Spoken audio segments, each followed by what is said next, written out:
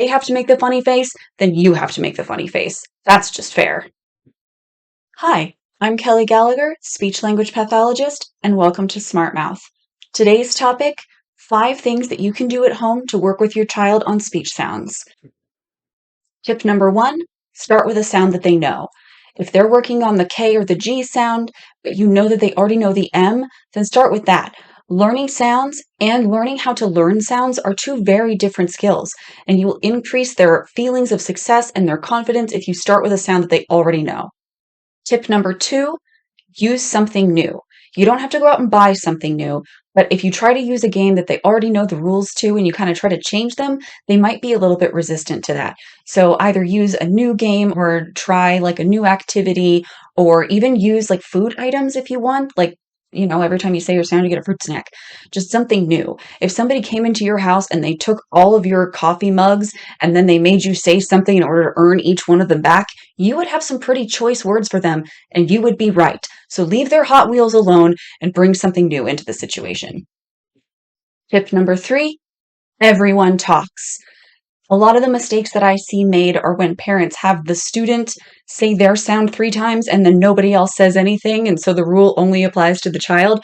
No, the rule applies to everybody. Brothers, sisters, aunts, uncles, anybody can play with you, but if they're going to play, they also have to play by the sound rules. And so the child can pick which sounds they use, or the parent can, like if the student doesn't really want to work on their target sound, then it's still a good opportunity for you and the siblings and anybody else playing to model those sounds. So maybe they say their M sound because they know that one, but then you're saying your K and the G sound. So that just increases their exposure to that sound and it makes it fair for everybody.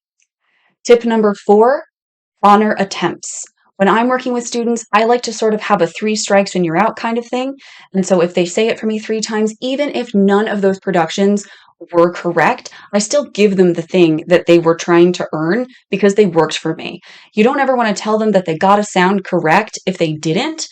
But what you can say are like, wow, you are working so hard, or thank you for working hard for me, or that was really tough. I love how hard you tried. Tip number 5, don't be afraid to be silly.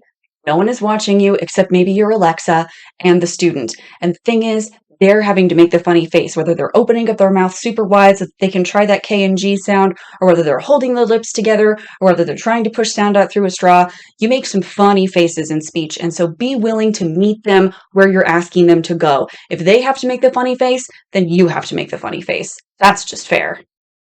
Thank you so much for tuning into this video. If there's anything that I missed or anything you want to add or any other topics that you'd like me to cover, please feel free to leave it down in the comments. And if you like this content and would like to see more, feel free to hit that like, subscribe, and notification bell. And I will see you in the next one.